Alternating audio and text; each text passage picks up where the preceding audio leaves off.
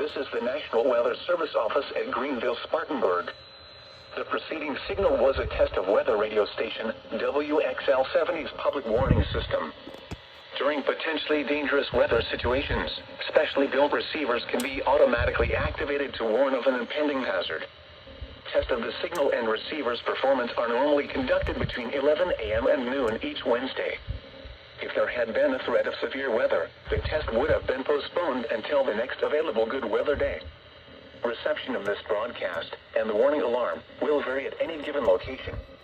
This variability, normally more noticeable at greater distances from the transmitter, can occur even though you are using a good quality receiver in good working order. The warning alarm will be activated for hazardous watches and warnings. For station WXL70, broadcasting near Charlotte, on a frequency of 162.475 MHz, the warning alarm will be activated for the following counties in North Carolina: Alexander, Anson, Cabarrus, Catawba, Cleveland, Gaston, Argyle, Lincoln, Mecklenburg, Montgomery, Richmond, Rowan, Stanley, and Union. In South Carolina, Cherokee and York.